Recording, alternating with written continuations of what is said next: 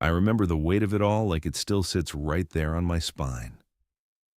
"Lady, you're going to stop talking or I'm going to give you something real to complain about," Officer Derek Harlan warned as his knee drove deeper into my back, pressing my cheek harder against the cold kitchen tile. Behind him, Officer Tyler Brooks tore through my drawers, yanking everything out and letting it crash to the floor. I said nothing. I kept my hands flat against the tile. I kept my breathing steady and my face completely still. I'd told them 3 times exactly who I was. They hadn't listened. What neither Harlan nor Brooks had noticed yet was the jacket hanging just inches from their faces and the 8-year federal career it represented. The coffee had gone cold again. I noticed it the way I noticed most things, quickly and without making a fuss. I was 34 years old. I didn't have the patience to sit still long enough for coffee to cool. That was the problem. That had always been the problem. I wrapped both hands around the mug anyway and stared out the back window at the dogwood tree my father had planted when I was 9. I could still see him digging in the yard, dirt on his forearms, looking up at me and saying, "Because some things are worth the effort, baby girl." He was gone now. The tree was still here. I exhaled slowly and tried, genuinely tried, to feel something close to peaceful. It wasn't working. It was early on a Saturday morning in Willow Creek, Georgia. The town was doing what it always did on Saturday mornings, absolutely nothing. Birds, distant traffic. Somewhere down the block, a sprinkler ticking in a slow circle, the kind of quiet that was supposed to feel like a gift. To me, it felt like a punishment. I set the cold mug down and rolled my left shoulder. The stiffness had been there for weeks, that dull, deep ache running from my neck down through my shoulder blade. My doctor called it tension. I called it 8 years of work that nobody had bothered to say thank you for. 8 years as a special agent in the FBI's Civil Rights Division. 8 years of 100-hour weeks, missed holidays, and cases that followed me into my sleep. Cases involving people who had been beaten, exploited, and discarded by the very systems designed to protect them. Cases that mattered. Cases I carried home every single night, whether I meant to or not. I picked up my phone out of habit and checked my emails. There were 4. 2 from colleagues, 1 agency bulletin, and 1 from my supervisor, Diane Cole, with the subject line, "Still checking in." I set the phone face down. I knew what checking in meant. It meant, are you actually resting, or are you working from your kitchen table again? It meant, we are watching you, Kendra. It meant the same thing it had meant months earlier when Diane appeared at my hospital bedside with that careful, measured expression she wore when she was about to say something she knew wouldn't be well received. The months leading up to that hospital visit had been brutal, even by my standards. A major federal case, long days that bled into the next morning, skipped meals replaced by vending machine coffee, headaches. I ignored the tightness in my chest, telling myself it was just stress and caffeine and nothing more. I'd been wrong about that last part. It hadn't been dramatic, no collapse, no movie moment, just a Tuesday afternoon in an Atlanta parking garage. I'd been walking fast because I was always walking fast, and then a pressure behind my sternum stopped me mid-step like someone had placed a fist between my ribs and was slowly closing their fingers. I stood next to my car for a full minute telling myself it would pass. It didn't. The paramedics came, then the hospital. Then Diane standing over my bed the next afternoon, using words like mandatory and rest and non-negotiable. At 34, I lay there staring at the ceiling tiles and felt something I refused to call fear. I called it frustration. It was easier that way. Mandatory rest. That was the official term. What it meant in practice was months in my childhood home in Willow Creek with no active caseload, no field work, and a standing instruction to let my body remember how to be a body instead of a machine. I tapped my fingers against the cold mug, sat still for a few seconds, then stood up, poured the coffee down the drain, and made a fresh cup. The Navy FBI jacket hung on the hook beside the front door. I'd put it there my first night back, pure instinct, the same way I'd done in every apartment, every hotel room, every temporary housing placement the Bureau had given me over 8 years. Badge and jacket by the door, always ready. I wasn't on a case. I was on leave. The jacket had no business being on that hook, but I wasn't ready to put it in the closet. Putting it in the closet felt like giving something up.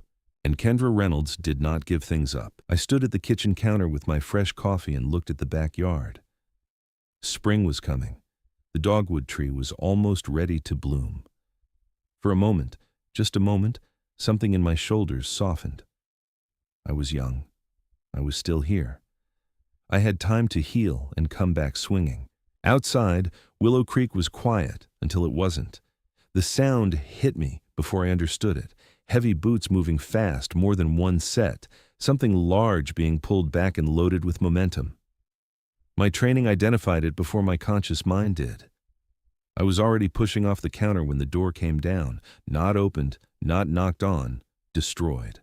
The frame cracked like a gunshot. Wood split and flew. The door swung violently inward, rebounded off the wall, and hung crooked on its broken hinges. 2 uniformed officers poured through the gap, weapons drawn, voices crashing over each other. "Willow Creek Police, don't move! Hands where I can see them!" The mug hit the tile and shattered. I stood there in my pajama pants and old Howard University t-shirt, coffee spreading across the kitchen floor, staring down the barrel of a very real situation. My heart, the same one that had already tried to kill me, threw itself against my ribs like it wanted out. Everything in me wanted to move, to reach for my credentials, to demand answers, to be exactly as loud as the rage rising in my throat. I didn't. I raised both hands slowly, palms out, and stood perfectly still, because I was 34 years old and black and female, and I had spent 8 years at the FBI learning the hard way exactly what happened when a black woman moved too fast in front of white men with guns and something to prove. I stood still. I breathed. I waited. Officer Derek Harlan moved like a man who had done this 100 times. He was big, not tall, but wide through the shoulders, built like someone who spent time in a gym so other people would notice. He had a jaw like a shovel and eyes that were flat and comfortable. The eyes of a man who had never once been told he'd gone too far. He came through the broken door first, weapon up, scanning the room in one sweep. His partner, Officer Tyler Brooks, followed right behind him, younger, thinner, moving faster like he had something to prove. "Get on the ground now. On the ground." My hands were already up. I was already still. It didn't matter. Harlan crossed the kitchen in 4 steps. His hand closed around my arm and he moved me like furniture, without asking, without hesitating, without any acknowledgement that I was a human being with bones that could break. I hit the floor hard, left cheek against the tile, and before I could draw a full breath, his knee was in the center of my back. The weight pressed the air straight out of my lungs. My coffee mug lay in pieces inches from my face, the dark liquid creeping toward my hair. "Don't move.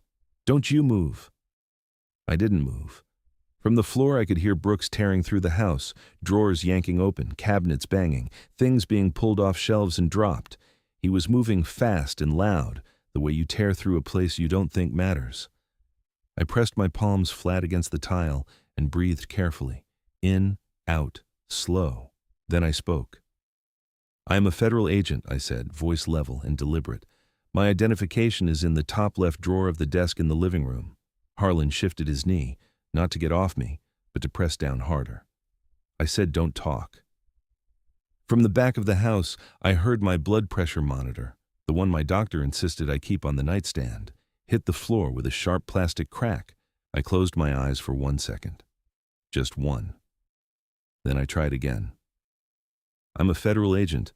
My identification is in the top left drawer of the desk in the living room." "Lady." Harlan leaned down close enough that I could smell the coffee on his breath. His voice dropped into something almost conversational, which was somehow worse than shouting. "If you say one more word, I will add resisting to whatever else you've got coming. You understand me? Not another word."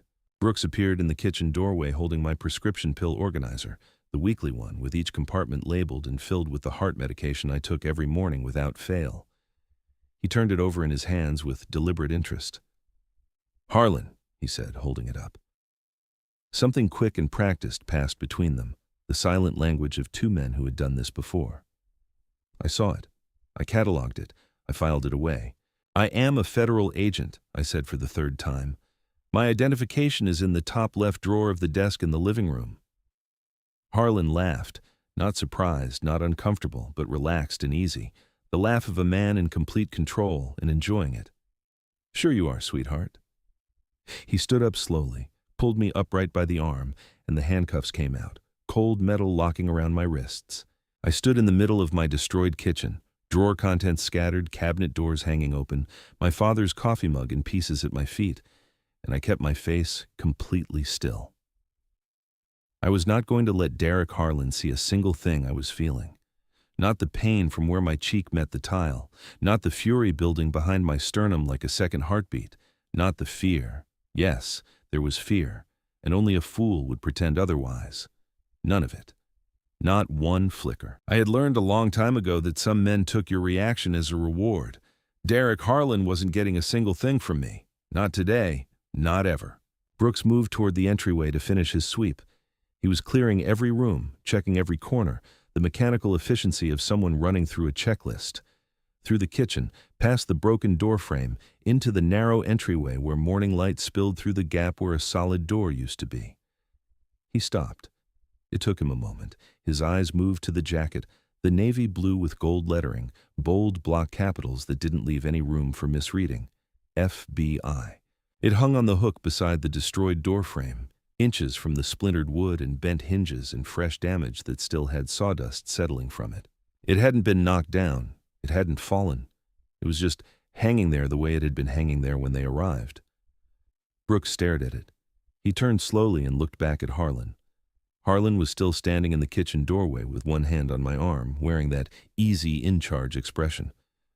But now he followed Brooks's eyes. His gaze landed on the jacket. The expression didn't fall off his face all at once. It drained slowly like water finding a crack. The silence that followed was the loudest thing in the room. Nobody moved. Nobody spoke. Brooks's hand was still half raised. Harlan's jaw had tightened into something rigid and unreadable. The only sound was the distant sprinkler still ticking its slow, indifferent circle. I stood there handcuffed, left cheek red from the tile, coffee drying in my hair, still in my pajama pants and Howard University t-shirt. I'd been watching Brooks's face from the moment he stopped. I saw the exact instant his eyes found the jacket. I watched the realization travel through him like a current, and now I could feel both of them looking at me differently, recalculating, backpedaling in real time, trying to quietly rearrange a story that was no longer working. I let the silence breathe for exactly as long as it deserved. Then I said quietly, without any particular emotion, "Now would be a good time to take your knee off my spine." Neither of them responded immediately. Brooks looked at Harlan. Harlan looked at the jacket. The jacket looked back at all of us. Outside, across the street and slightly to the left, Mrs. Evelyn Thompson stood on her front porch in her housecoat and slippers, phone held steady in both hands. She was in her late 60s, small in stature, and had the particular stillness of a woman who knew exactly what she was watching. She had come out when she heard the ram. She had started recording shortly after. Once she understood this wasn't a drill or a misunderstanding that was going to resolve itself in the next few seconds. She hadn't moved since. The footage on her phone showed everything. The officers arriving, the ram, the door coming down, the shouting, the moment I was taken to the floor. All of it steady, clear. Mrs. Evelyn Thompson kept the phone level and her face neutral, the way she had learned to do a long time ago in a different era, in a different state, when documenting what you witnessed was the only weapon available to you. She didn't lower the phone until the visible commotion near the door finally went quiet. Back inside, Harlan uncuffed me without a word. Not because he wanted to, but because he was doing the math, and the math had stopped working in his favor the moment Brooks found that jacket. He needed space to think. He needed to make a call. He needed to get ahead of whatever this was becoming before it became something he couldn't manage. I brought my hands in front of me and rubbed my wrists once. I looked at Harlan, then at Brooks, then at the jacket on the wall. I didn't say I told you so. I didn't say anything at all. I didn't need to. The jacket had already said it. Harlan's hand was on his phone before I finished rubbing my wrists. He stepped away, 2 deliberate steps toward the broken door, putting distance between us, and made a call. Not to dispatch, not to his sergeant. He pressed a contact he clearly knew by memory and waited, one hand in his pocket, shoulders slightly turned away from the room. I didn't move. I stood exactly where I was and listened. I couldn't hear the voice on the other end, but I could hear Harlan's half of it, kept low, clipped, stripped of everything except the essential facts. Wrong address, federal agent already on scene. A pause, then, "Yes, sir, understood." He hung up. The call was brief. When Harlan turned back around, he was a completely different man. The flat, comfortable authority in his face had been replaced by something smoother and more dangerous, a practiced warmth that lived entirely on the surface and went nowhere underneath. He straightened his shirt. He almost smiled. "Ma'am," he said, and the word came out like he'd been using it all morning. "I want to start by saying I am truly sorry for this misunderstanding. We had a valid warrant for a property on Birchwood Lane. I think what we're dealing with here is a clerical error. The address got mixed up somewhere in the paperwork. Birchwood Lane. Birchwood Court." He shook his head slowly, like a man personally wounded by the inefficiency of the system. "That should never happen, and I take full responsibility for not catching it before we made entry. He was good. I'd give him that." The words were perfectly arranged, apologetic without being specifically accountable, blaming the paperwork, the address, the clerical process, anything with a face he wasn't personally attached to. "I genuinely hope," he continued, stepping forward and extending his right hand, "that we can move past this without any hard feelings." Brooks stood near the entryway, arms crossed, not performing warmth the way Harlan was. He just looked like a man waiting for a cue he hadn't received yet. I looked at Harlan's outstretched hand. I shook it, firm, brief, professional. I did not smile. Something moved behind Harlan's eyes, quick and almost imperceptible. He'd expected something else. Tears, maybe. Gratitude, relief. Something he could use later to shape the story into a mutual misunderstanding both parties had graciously moved on from. He wasn't getting any of that. "Have a good morning, ma'am," he said, already pulling his hand back, already moving toward the door. "Officers?" My voice stopped them both at the threshold. They turned. I looked at the broken door frame, at the cabinet doors still hanging open across the kitchen, at the drawer, contents spread across my tile floor, at the pieces of my coffee mug that nobody had offered to clean up. "You have a good morning, too," I said. They left. The moment their boots cleared the porch steps, I was moving. I went to the kitchen counter, picked up my phone, opened the camera, and started at the door, photographing the splintered frame, the bent hinges, the gouge in the wall where it had swung back. I moved through every room Brooks had torn through, photographing the overturned containers, my prescription organizer on the floor where he and Harlan had shared that look. I photographed all of it methodically, without commentary. Then I stopped in the middle of my living room, looked at the top left drawer of the desk, the one I had identified 3 separate times while lying on my kitchen floor, the one neither officer had opened, and breathed slowly through my nose. I picked up my phone again and scrolled to a contact I hadn't called in months. It rang twice. "Kendra!" Diane Cole's voice was measured and alert the way it always was, as though she kept herself at a specific calibration regardless of the hour or the day. "I need to come back," I said. A pause on the other end, short but there. "Tell me what happened." I looked out at the backyard through the kitchen window at the dogwood tree perfectly still in the morning air, at the yard my father had spent Saturday mornings caring for, at everything that was supposed to be safe and quiet and mine. And I started talking. The call with Diane lasted quite a while. When it ended, I set my phone face down on the kitchen table and stood in the middle of my wrecked home for a long moment. The morning light had shifted, coming through the kitchen window at a different angle now, catching the dust that still hung in the air from the broken door frame. Everything was still exactly where Brooks had left it. Drawers open, contents scattered, cabinet doors hanging. I hadn't touched any of it. Evidence stayed where it was until it was documented properly, old habit. I made another cup of coffee, sat down at the kitchen table, and opened my laptop. I started with the incident report. It took me less than 3 minutes to locate it in the system using my federal access credentials. Harlan had filed it shortly after leaving my home. I stared at that for a moment. He'd gone straight from my porch to his paperwork. I read the report slowly, once, then again. My jaw tightened. According to Officer Derek Harlan's official account, the subject, Kendra Reynolds, had been verbally aggressive and physically resistant upon entry. The report stated that officers had discovered paraphernalia consistent with possible narcotics activity during the search. At the bottom of that line was a reference number for a photograph taken at the scene. I followed it to the attached image. It was my pill organizer, photographed flat against the kitchen tile at an angle that stripped away all the context. No prescription label visible, no surrounding details that might indicate a woman's kitchen counter rather than a drug house. Just a small plastic container full of capsules, isolated and suggestive. I set my coffee down carefully. The report then stated that the subject had refused to cooperate with officers until her identity was formally confirmed, a sentence so precisely constructed that it implied the delay in identifying me had been my own fault, my resistance, my problem. I had told them 3 times while Harlan's knee was in my spine.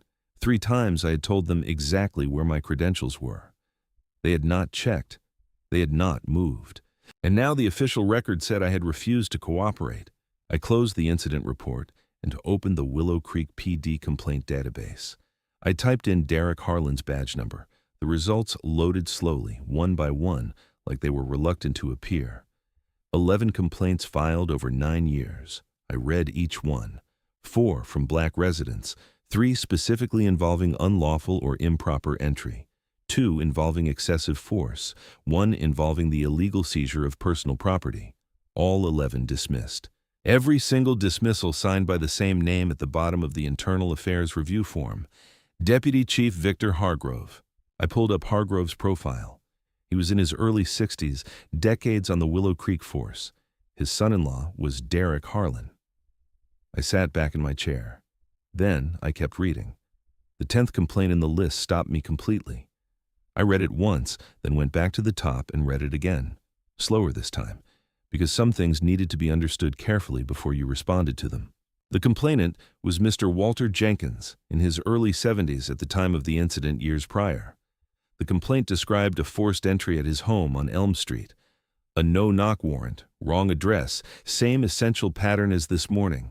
Officers from Harlan's unit, excessive force, property seized. His grandson Jamal's gaming computer documented as suspected stolen property with no supporting evidence, removed from the home and never returned. Mr. Walter Jenkins had filed the complaint weeks after the raid. The Internal Affairs dismissal had been signed by Hargrove days after that. Weeks after the dismissal, Mr. Walter Jenkins had suffered a cardiac arrest. He had survived. He had never filed a civil suit. The final line of his complaint read, "I am afraid of what will happen if I keep pushing." I stared at that sentence for a long time. I thought about Mr. Walter Jenkins's grandson saving up for months to buy something, watching it get carried out of his home in an evidence bag. I thought about what that does to a kid, what it teaches him about the world before he's old enough to fully understand it. I closed the laptop. I looked at the broken door frame, at the splinters on my floor. My coffee had gone cold again. This time I didn't notice. The next Monday morning came gray and still. I'd spent most of the previous day cleaning my house, but only after I'd finished with it properly. The day of the raid had been documentation. I'd moved through every room a second time with my phone, capturing angles I'd missed, close-ups of the gouge in the wall, the bent hinges, the drag marks on the tile where Harlan had moved me.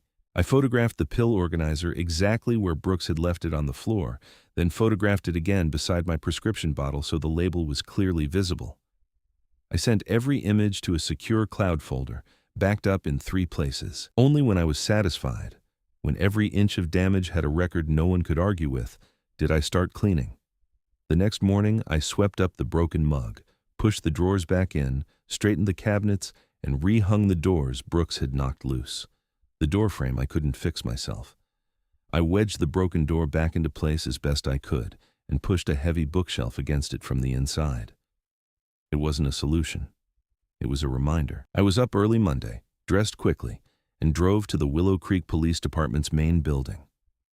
I walked through the front entrance like I owned the floor beneath my feet and filed a formal misconduct complaint against Officer Derek Harlan and Officer Tyler Brooks. The clerk behind the desk, young, visibly uncomfortable, took my paperwork without making eye contact. I thanked him pleasantly and drove home. I made coffee. I sat down. I waited. The call came a couple days later. Ms. Reynolds. The voice on the other end was warm in the particular way expensive furniture is warm. It looked comfortable but wasn't designed for actual use. This is Lieutenant Greg Nolan, Internal Affairs Division. I want to personally assure you that your complaint has been received and that we take matters like this very seriously. I appreciate that, I said. Our investigation is already underway, Nolan continued. These things take time to do properly, as I'm sure you understand. But I want you to know that the process is working. Good, I said. I'd like updates in writing, please, dated and signed. A brief pause, just long enough to mean something. Of course, absolutely. Now, I also wanted to reach out because, and I say this purely as a courtesy, one professional to another, there's something worth keeping in mind as this moves forward. Here it was. I leaned back in my chair and said nothing. I'd learned a long time ago that silence was one of the most effective tools available to a person in a conversation they didn't start. Nolan filled it. When situations like this become, let's say, complicated by outside involvement, it can create problems that nobody wants. Filing complaints externally with state agencies or federal bodies before our internal process has had a chance to run its course. That kind of thing can muddy the waters, make it harder to get to the truth cleanly. Another pause. I'd hate for this to get complicated when it doesn't need to be. I let the silence sit for one full second after he finished. Lieutenant Nolan, I said, I completely agree with you. The last thing any of us should want is for the truth to get buried under the wrong kind of pressure. That's exactly why I think it's so important that this investigation stays clean, fully transparent, with no interference from any direction. I'm sure that's what you want too. I'd hate for anyone looking at this later to find any reason to question whether the process was handled with complete integrity. A pause on his end, longer than the ones before it. Of course, Nolan said. His warm voice had thinned slightly, like fabric pulled too tight. I'm so glad we're on the same page, I said. Thank you for calling, Lieutenant. I'll be in touch. I hung up. I sat very still for a moment, looking at the boarded doorframe across the room. Then I picked up my phone again and opened my contacts. I found the direct line for the Georgia Bureau of Investigation's Public Integrity Unit. I dialed. I gave my name, my badge number, and a concise summary of events. The agent on the other end asked 3 precise questions. I answered all 3. They agreed to a follow-up call the next morning. I hung up and immediately dialed again. This time, the Department of Justice Civil Rights Division. A different agent, a different set of precise questions, the same clear factual answers. When that call ended, I set the phone on the table and looked at it for a moment. Lieutenant Nolan had called me as a courtesy, one professional to another. He had explained in language carefully designed to sound helpful that filing outside complaints could complicate things. He had said, muddy the waters. He had said, doesn't need to be complicated. What he had meant, what men like Lieutenant Nolan always meant, was, stay in the box we built for you. Use the door we control. Trust the people who answer to the same man who signed 11 dismissals. I had heard that message before, in other buildings, from other men with other careful voices. I had heard it early in my career when I was younger and still learning which battles to fight on which ground. I had heard it from people who genuinely believed they were being reasonable.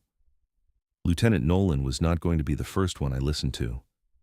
I opened my laptop and started drafting my formal written follow-up to both agencies. Outside, the gray Monday sky was beginning to break apart. A thin line of light was pushing through the clouds just above the tree line. I typed without looking up. The next morning, I was on my second cup of coffee when someone knocked on my front door. Not kicked it in, knocked 3 times, measured and polite. I was still getting used to the distinction. I moved the bookshelf aside, a process that was already getting old, and opened the broken door. Mrs. Evelyn Thompson stood on the porch in a pale blue cardigan, reading glasses pushed up on her head, holding her phone in both hands like she was presenting something at a meeting. I need to show you something, she said. I had spoken to her briefly the afternoon after the officers left. A quick exchange across the yard, her checking if I was all right, me thanking her and telling her I was fine. I'd known about the recording. She had mentioned it then, but I hadn't seen it yet. I stepped back from the door. Come in, She sat at the kitchen table and laid her phone flat between us. She pressed play without preamble. The footage was steady, clearer than I had expected. She had been standing at the right angle, at the right distance, and her hand had barely moved through the whole thing. The audio was thin but present. You could hear the announcement rushed and overlapping with the sound of the ram. You could hear the door go. You could hear shouting. And you could see Harlan, specifically his face, as he turned back at the threshold before leaving. That brief, unguarded moment when he thought the camera wasn't there. The expression on his face was not embarrassment. It was not remorse. It was the flat, slightly irritated look of a man who had been inconvenienced. I watched it twice. I didn't say anything the first time. The second time I paused on that final frame. "Mrs. Thompson," I said, "who else has seen this?" She folded her hands on the table. "My nephew works at the Atlanta Tribune. I sent it to him that night." She paused. "I hope that's all right." I looked at her. "That is very all right." Her nephew moved fast. The Tribune published the story online by the next afternoon. Video embedded at the top, headline clean and direct. The facts laid out in order without embellishment. They didn't need embellishment. The footage did the work on its own. By the following morning, it had gone national. Cable news picked it up before noon. The clips were everywhere. Social media, news aggregators, opinion columns by afternoon. By that evening, there were panels discussing it on 3 different networks simultaneously. People were sharing Mrs. Evelyn Thompson's footage with the kind of speed and volume that meant it had hit something true, something that resonated with people who had their own versions of the same story filed away somewhere in their memory. My phone did not stop. I let most of the calls go to voicemail. Reporters, journalists, a producer from a morning television program, a civil rights attorney whose name I recognized from 2 separate federal cases I'd worked. I listened to every message. I returned none of them. Not yet. I gave exactly 1 interview. A journalist from the Tribune, not her nephew, but a senior correspondent named Lydia Brooks, who had covered civil rights cases for years and came with a reputation for precision. We sat at my kitchen table that afternoon. Lydia had a recorder and a legal pad. I had a glass of water I didn't touch. No tears, no drama, no performance of any kind. I gave her dates, times, badge numbers, the address discrepancy, Birchwood Lane versus Birchwood Court, 1 letter, 1 neighborhood. I described the incident in clear sequential order. I described the incident report Harlan had filed within hours. I described the pill organizer photograph. I gave Lydia the number of prior complaints against Harlan, 11, and the name of the man who had signed every single dismissal. Lydia Brooks asked good questions. I answered all of them. When it was over, she looked up from her notepad and said, "You're very calm about all of this." I considered that for a moment. "I'm not calm," I said. "I'm focused. There's a difference." The Tribune piece ran the next morning. It went further than the video alone ever could. Names, records, patterns, context. The video showed what happened. The article explained what it meant. By that afternoon, Willow Creek, Georgia was a household name. And somewhere across town in a building with a Willow Creek PD seal on the front door, I knew a phone was ringing with a number that someone very much did not want to answer. By that afternoon, my phone had dozens of unread notifications. I silenced it, set it face down on the counter, and made lunch. I ate standing up at the kitchen window, looking out at the dogwood tree, letting myself have exactly 30 minutes of something close to satisfaction. Then I picked the phone back up. The news alert came in shortly after, not from the Tribune, not from any of the national outlets that had been running the story. It was from a local Willow Creek publication called The Courier Register, a small, quiet paper that mostly covered city council meetings and high school sports scores. The headline read, "Questions surround FBI agents' personnel status amid Willow Creek controversy." I sat my glass down and read the article slowly. It was careful. I had to give whoever wrote it that much. It was very carefully constructed. It didn't say anything directly. It didn't have to. The piece quoted 2 anonymous sources described only as people familiar with the situation, who suggested that my placement on medical leave may not have been strictly medical in nature, that there had been, according to these unnamed sources, internal discussions at the Bureau regarding my conduct on a previous case, that my sudden public profile on the Willow Creek incident raised questions among colleagues about my motivations.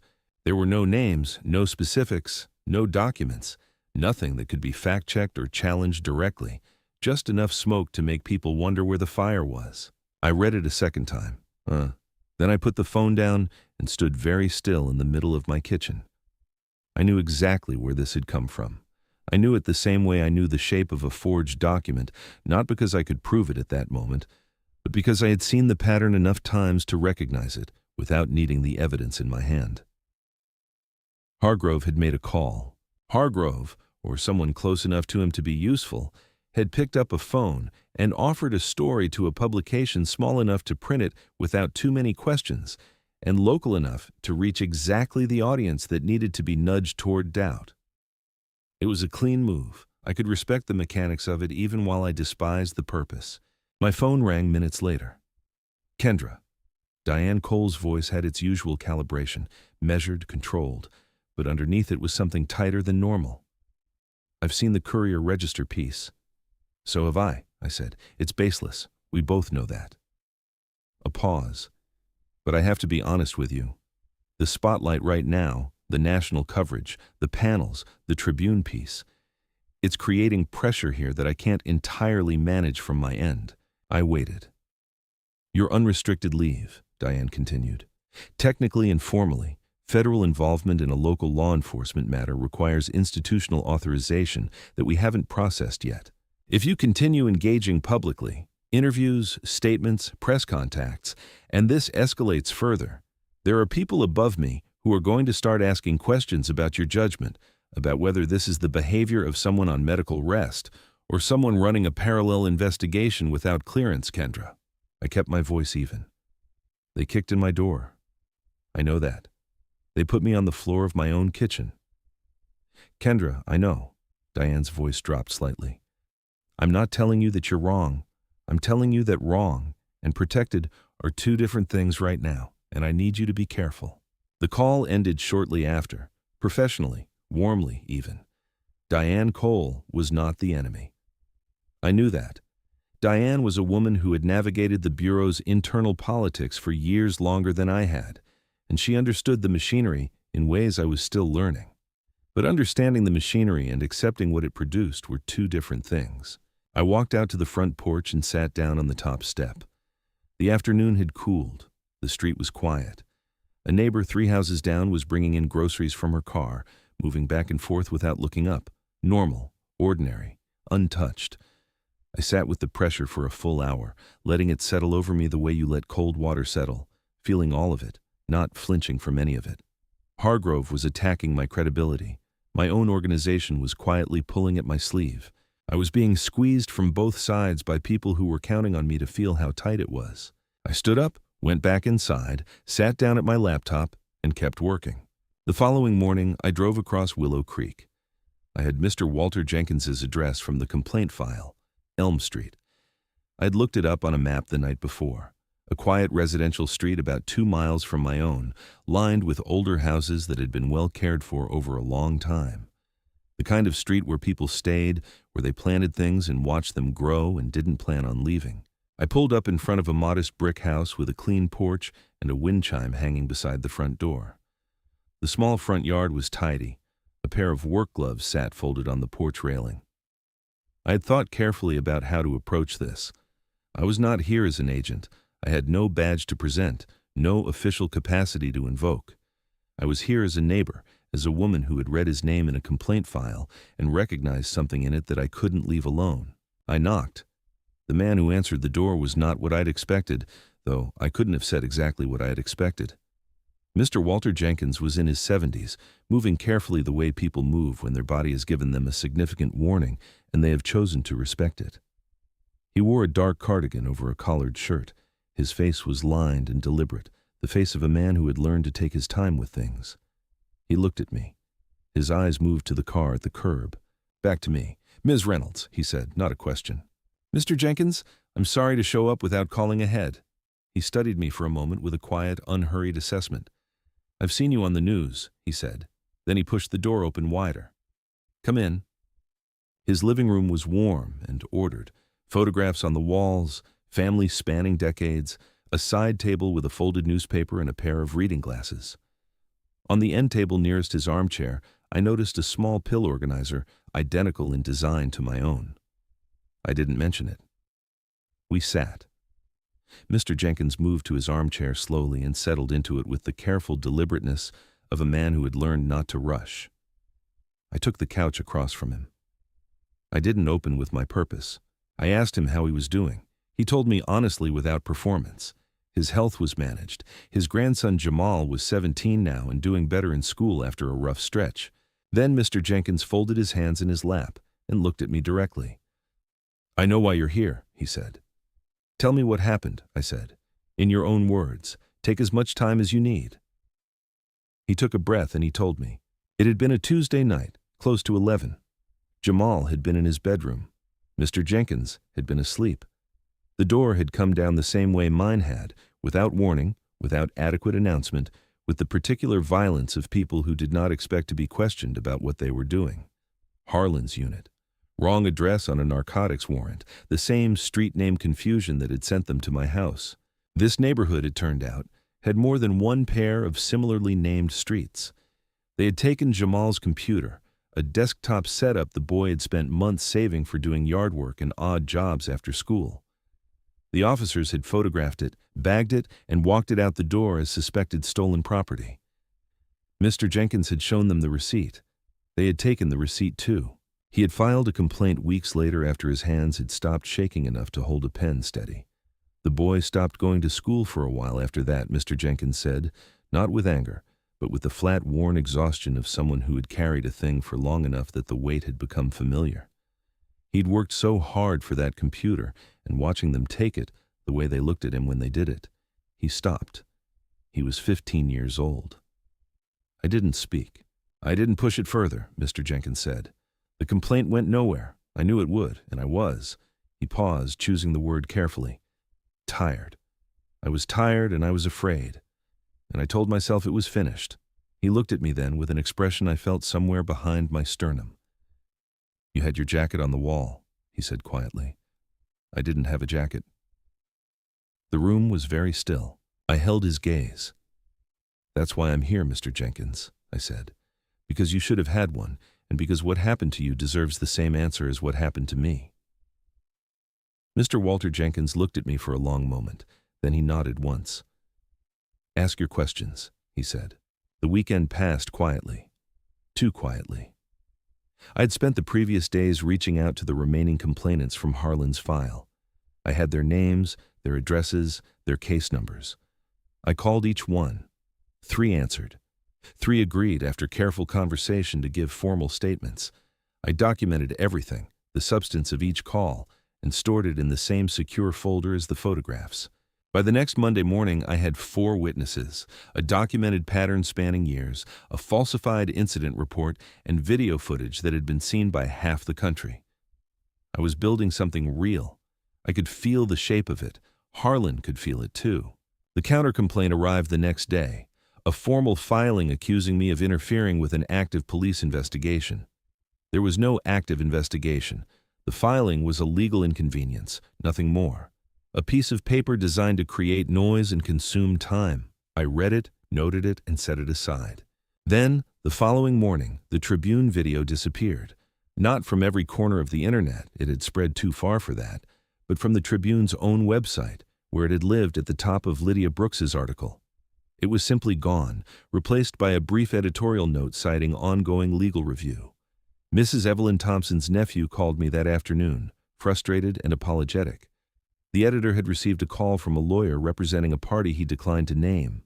The threat of litigation had been enough. I thanked him. I had copies of the footage in 4 separate places, but that wasn't the part that made my jaw tighten. The next afternoon, Mrs. Evelyn Thompson called. He came to my door, she said. Her voice was steady, but underneath it was something careful and contained. In his uniform, he stood on my porch and he asked me very politely, very calmly, if I had thought about the consequences of getting involved in things that didn't concern me. I was silent for a moment. Did he threaten you directly? No, Mrs. Evelyn Thompson said. He just smiled the whole time. That was worse. Direct threats could be documented. A smile on a porch was just a man paying a neighborly visit. "Mrs. Thompson," I kept my voice even, "are you all right?" "Honey, I marched in Alabama when I was 19 years old," she said. "Derek Harlan and his smile don't frighten me, but I thought you should know." A pause. "I've already called my nephew." I smiled despite everything. "Good." Days later, Senior Investigator Nathan Hale of the DOJ Civil Rights Division called. His voice was direct and unhurried, the voice of a man who had done this work long enough to know the difference between a case with substance and one without. He told me the evidence I had compiled was significant. The pattern was documented. The connection between Harlan's incidents and Hargrove's dismissals was clear and consistent. He told me this had the shape of something that could reach the entire Willow Creek command structure. "We're opening a formal inquiry," he said. I sat back in my chair and let myself feel, just briefly, the particular relief of a door opening in a hallway full of closed ones. I allowed myself one glass of wine that evening. I sat on the back porch and looked at the dogwood tree in the fading light and let the feeling settle. It lasted a couple days. The next morning, Nathan Hale called again. His voice had a different quality this time, careful in a way the first call hadn't been. Hargrove's law firm had filed a motion in federal court. The argument was precise and deliberately constructed that I, as a federal employee on restricted medical leave, had conducted unauthorized investigative activity by gathering witness testimony, and that this tainted the admissibility of the entire evidence record I had compiled. "It's a long shot," Hale said, "but until we get a legal ruling, the inquiry is paused." The GBI called an hour later. They were standing by pending the outcome. Diane Cole called that evening. She recommended, firmly, carefully, that I step back entirely from further involvement to protect both myself and the Bureau from the appearance of impropriety. Then, Mr. Walter Jenkins called. 2 officers, neither of them Harlan, had come to his home that afternoon with clarifying questions about his original complaint. He was quiet on the phone, more quiet than he had been when I'd sat in his living room, and he'd said, "Ask your questions without hesitation." "I might need to reconsider," he said, "my participation." "Mr. Jenkins, I'm sorry," I said. The line went quiet. I set the phone down on the kitchen table and sat in the dark for a long time. The boarded door frame was a shadow across the room. Every lever I had built, the witnesses, the DOJ, the GBI, my own institution, had been pulled back in days. The machinery had swallowed my case whole. The weekend was the hardest part. With the inquiry paused and Diane's warning still sitting heavy in my chest, I had nothing to do but think. I cleaned things that were already clean. I reread the complaint files until the words stopped meaning anything. I sat on the back porch in the cold morning air and looked at the dogwood tree and tried to find something in it that felt like direction. I thought about Mr. Walter Jenkins's voice on the phone. That quiet, "I'm sorry, Ms. Reynolds." That hadn't been an apology so much as a surrender. The sound of a man who had tried once before and paid for it, and was now being reminded of exactly what that cost had been. I thought about Jamal, 15 years old, working odd jobs after school for months, watching his computer get walked out the door in an evidence bag. I thought about Harlan's easy laugh on my kitchen floor. "Sure you are, sweetheart." I thought about Hargrove signing 11 dismissals in a row, each one clean and tidy and final, each one saying the same thing in official language. None of this happened. And even if it did, it doesn't matter. By Sunday evening, the stillness had sharpened into something useful. I wasn't a woman who stayed on the floor. I never had been. The question wasn't whether to fight. The question was where to stand to do it. I sat at the kitchen table with a legal pad and wrote down every resource I had used or tried to use in the past weeks. Internal affairs owned by Hargrove, the GBI standing by waiting on a legal ruling. The DOJ paused by a motion that shouldn't hold but was holding anyway. My own bureau pulling at my sleeve, protecting its own interests. Every conventional lever had been grabbed by the same hands. I tapped the pen against the pad. Then I turned to a clean page and wrote one name: Senator Victoria Kane. Senator Kane was a 2-term Georgia senator, senior member of the Senate Judiciary Committee, and the kind of politician who had arrived in Washington with a reputation for doing exactly what she said she was going to do, which was rare enough to be notable. I had followed her work from a distance for years. Months ago, a colleague in the Civil Rights Division had mentioned almost in passing that Senator Kane's office had been quietly building a federal oversight file on Southern law enforcement misconduct, gathering cases, documenting patterns, looking for something comprehensive enough to bring before the committee with teeth. I had filed that information away the way I filed everything in the back of my mind, accessible, waiting for the moment it became relevant. The moment was now. I picked up my phone. It was Sunday evening, which meant I would get a voicemail. That was fine. I would leave a message that Marcus Reed, Senator Kane's senior investigative aide, whose name I had looked up that afternoon, would not be able to ignore. The call connected on the second ring. Senator Kane's office, Marcus Reed. I sat up slightly. Mr. Reed, my name is Kendra Reynolds. I'm a special agent in the FBI's Civil Rights Division, currently on medical leave in Willow Creek, Georgia. I apologize for calling on a Sunday evening. Ms. Reynolds. His voice was alert, focused. I know who you are. I took that as permission to continue.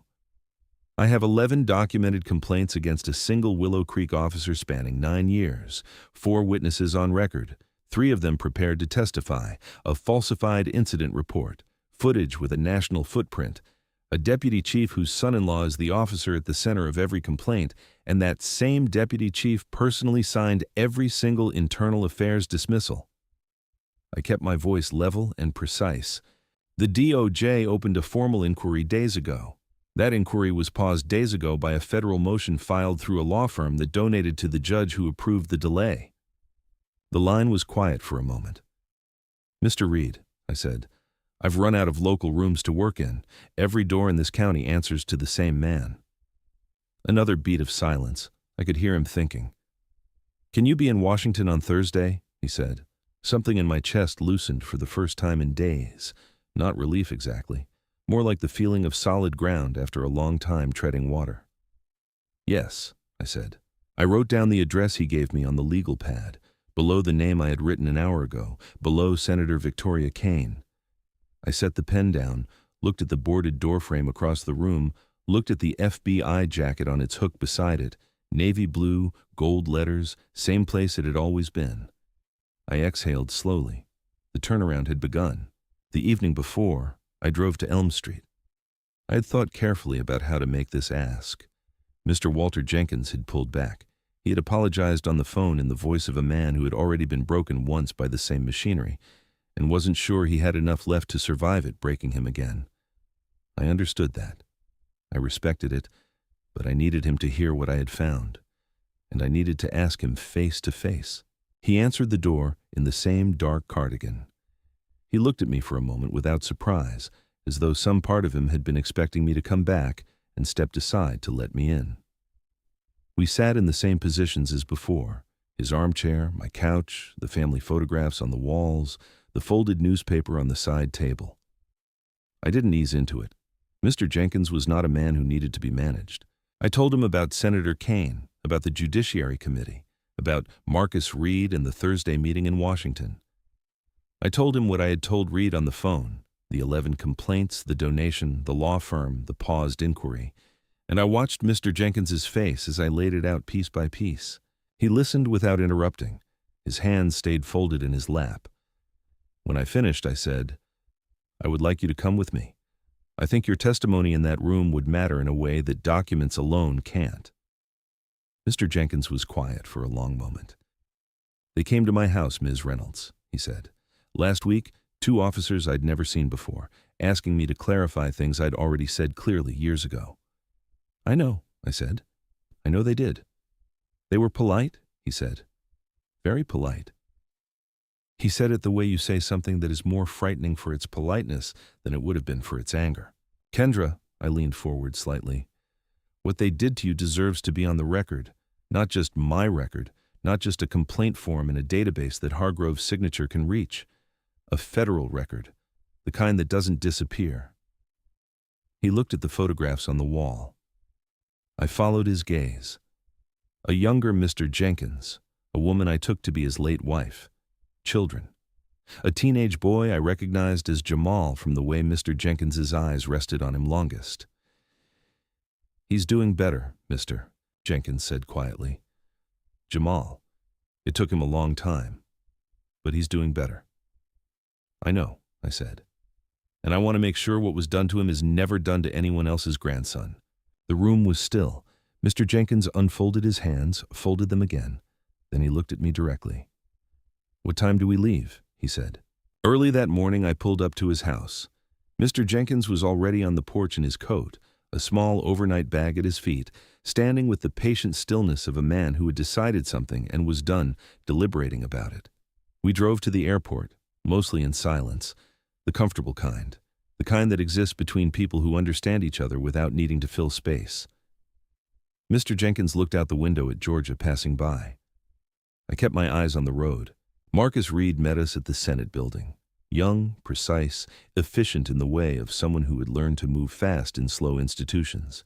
He walked us through security, through corridors that smelled like old carpet and bureaucracy, and into a conference room where 3 Senate Judiciary Committee staff members were already seated with legal pads and water glasses. The session was closed. No cameras, no press. Mr. Walter Jenkins sat down across from people with federal authority and told his story. He didn't perform. He didn't reach for emotion or arrange his words for effect. He simply told the truth, in order with dates and names and the plain, unadorned language of a man who had lived through something and was describing it accurately. He described the door. He described the officers' faces. He described Jamal standing in the hallway in his pajamas, watching strangers carry his computer out of his home. He described the complaint he had filed and the dismissal he had received, and the officers who had appeared on his porch the previous week with their clarifying questions and their polite smiles.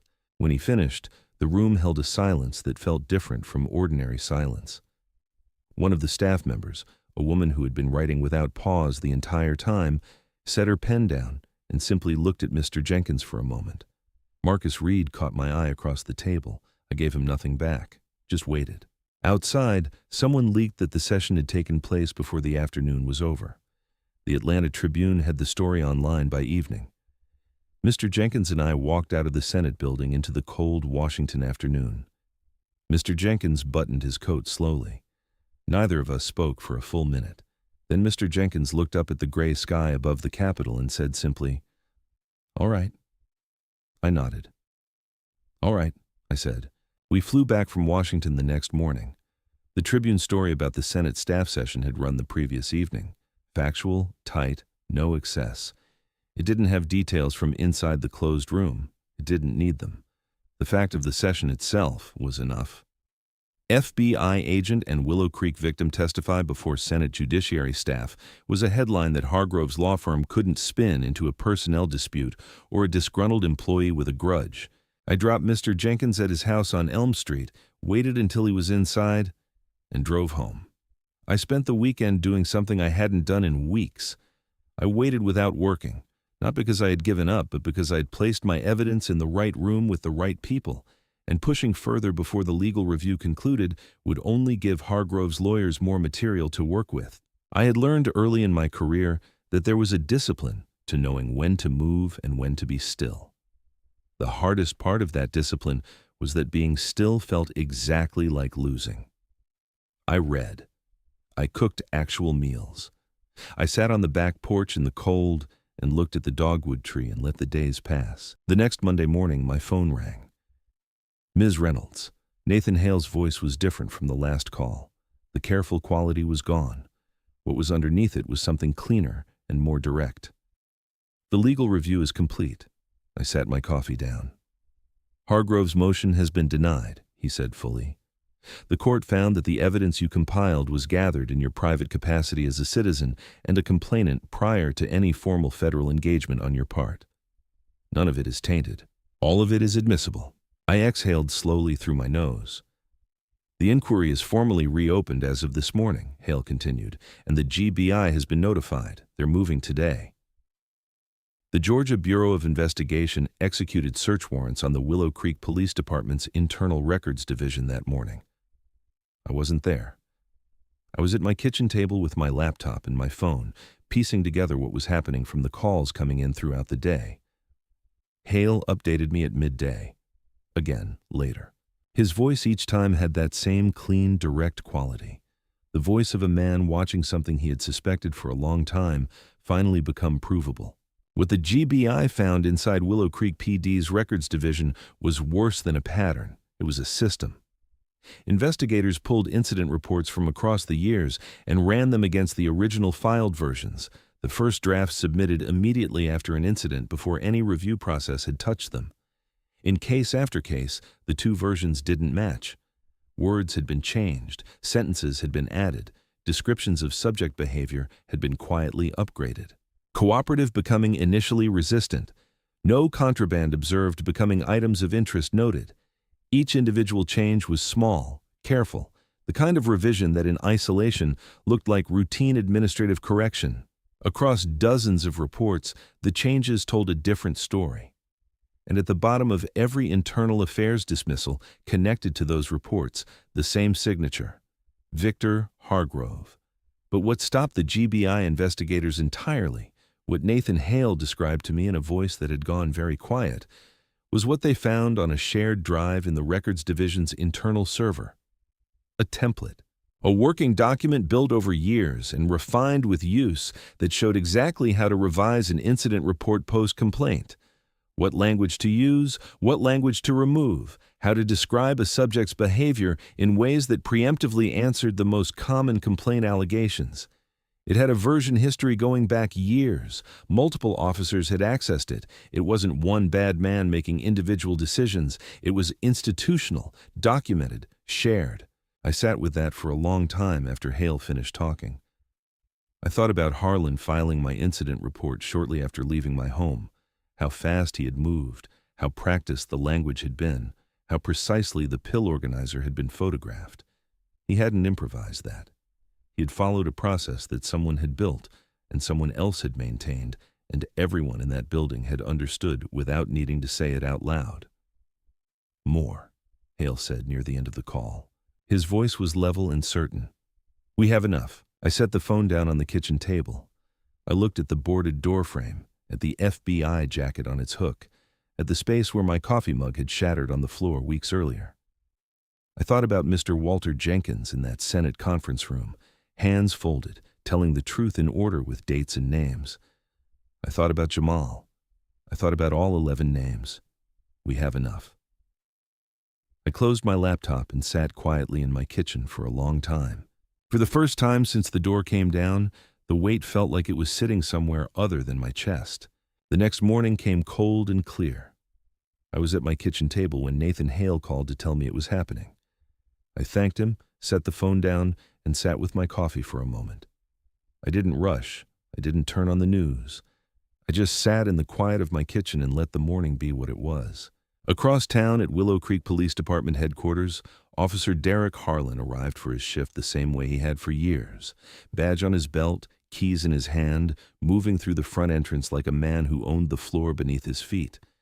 He made it as far as the hallway outside the shift commander's office. Two men in plain clothes were waiting. They identified themselves. They handed him the paperwork. Suspension without pay, effective immediately, pending criminal investigation on 3 counts, filing a false official report, civil rights violation under federal statute, and official misconduct. Harlan read the paperwork. He read it again. Then he looked up at the shift commander who was standing in his office doorway with the careful, neutral expression of a man who had been told exactly how this morning was going to go and had decided the wisest thing he could do was nothing. Nobody in that hallway said a word. Harlan was escorted to his locker. He was escorted back through the hallway. He was escorted through the front entrance of the Willow Creek Police Department building, past the front desk where the young clerk kept his eyes down, past the waiting area where 2 officers watched from their seats without expression, and out through the main doors into the morning. The Atlanta Tribune photographer was positioned on the sidewalk across the street. He got everything he needed in seconds. Officer Tyler Brooks received his federal civil rights papers the same morning, and they were served at his home address. I heard about what happened next from Nathan Hale, who called me the next afternoon with an update delivered in the flat, unsurprised tone of a man who had seen this particular sequence of events play out before. Brooks had called a lawyer within the hour. By that afternoon, the lawyer had called the DOJ. By the next morning, Brooks had provided a full written statement, pages detailed, signed. He confirmed everything. He confirmed that Harlan had a practice, consistent, deliberate, years long, of coaching officers on how to document raids after the fact, how to describe subject behavior in language that preemptively neutralized complaints, what words to use, what words to avoid. He confirmed that the template investigators had found on the Records Division server had been Harlan's original construction, built after an early complaint had gotten closer to traction than Hargrove could comfortably manage. He named 3 other officers who had followed the same practice. He described in specific detail the morning of my raid. He confirmed that the address discrepancy had been identified before entry, that Harlan had looked at the 2 street names, noted the similarity, and proceeded anyway. He confirmed that the pill organizer had been photographed deliberately at Harlan's instruction at an angle chosen to remove context. He confirmed that Harlan had made the call to Hargrove before removing my handcuffs. In exchange for his full cooperation, Brooks received a plea arrangement on a reduced charge. He resigned from the Willow Creek Police Department the same day he signed his statement, permanently and without appeal. Among the formal findings attached to the federal investigation's evidence summary was a single paragraph that I read 3 times. The pill organizer photographed by Officer Brooks during the raid, the image that Harlan had referenced in his incident report as paraphernalia, consistent with possible narcotics activity, had been formally analyzed. The contents were identified as metoprolol succinate and a low-dose aspirin regimen. Both were confirmed as legitimate prescription medications documented in my verified medical records and consistent with the cardiac treatment protocol prescribed by my physician months prior. The finding was recorded in plain clinical language the way official documents always were. But what it meant was simple. There had never been anything in that organizer except the medication keeping my heart functioning. Harlan had known that. He had photographed it anyway. He had submitted it anyway. He had written the word paraphernalia in an official report and signed his name beneath it. I set the document down on the kitchen table beside my prescription bottle, the same bottle I had photographed beside the organizer the morning after the raid, label clearly visible, my name printed across the top. I had known from the first moment what that photograph was. I had documented it before they could change the story. The investigation had simply confirmed what I had already proven. Deputy Chief Victor Hargrove was indicted the next day. 6 counts. Obstruction of justice, conspiracy to violate civil rights, abuse of official authority.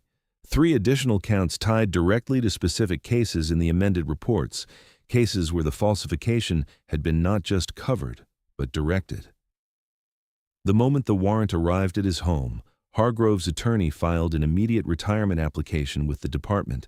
Decades of service, full pension, effective immediately. It was denied within the hour. Criminal proceedings pending, benefits frozen, retirement blocked until the legal process concluded.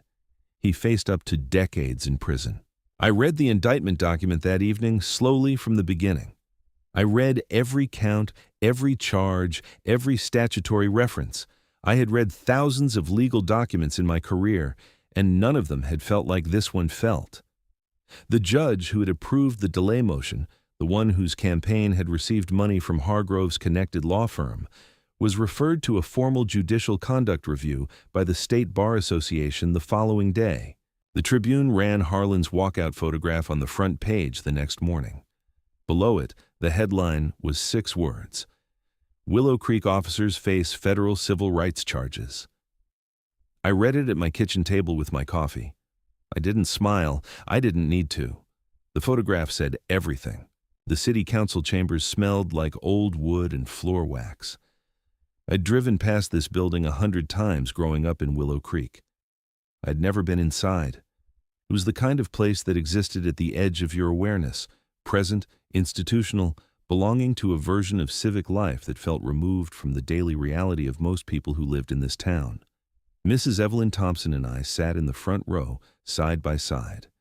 Mrs. Evelyn Thompson was wearing a deep burgundy dress with a small pearl brooch at the collar. She had her hands folded in her lap and her back perfectly straight, and the particular expression of a woman who had dressed for an occasion she intended to remember. I wore my navy suit, no jacket on the hook that day. I had left it at home. The chamber was fuller than city council meetings usually ran. People had come, neighbors, journalists, a row of faces I recognized from the complaint files, people who had filed against Harlan over the years and received Hargrove's signature in return. They had come to see what a real answer looked like. Mr. Walter Jenkins sat a few seats down from me. He had his grandson with him. Jamal was 17, taller than I had imagined, quiet in the way of young people who have learned to observe before they speak. He sat with his hands on his knees and watched the front of the room with careful, serious eyes. The newly appointed acting chief of police, a woman named Allison Grant, who had been brought in from outside Willow Creek specifically because of that, stood at the podium with a single sheet of paper. She read the formal apology without rushing. Every sentence was direct. There was no corporate softening, no passive voice, no language designed to acknowledge wrongdoing while quietly distributing the blame into abstraction. The city of Willow Creek acknowledged that officers Derek Harlan and Tyler Brooks had conducted an unlawful forced entry of my private residence. That excessive force had been used, that a false official report had been filed, that the department's internal accountability system had failed repeatedly, systematically, over many years to address documented misconduct. The apology named Mr. Walter Jenkins by name. It named Jamal. I heard Mrs. Evelyn Thompson draw a slow breath beside me. I didn't look over. I kept my eyes on the front of the room and let the words land the way they were supposed to land, in the record, in the air, in the presence of everyone who had come to hear them spoken out loud. When Acting Chief Grant finished, she folded the paper and looked up. The room was quiet for a moment. Then someone in the back began to clap. Then someone else. Within a few seconds, the whole chamber was filled with it. Not the polite performative applause of official proceedings, but the real kind, the kind that meant something. Mrs. Evelyn Thompson clapped with her hands held high. The settlements were finalized the same week.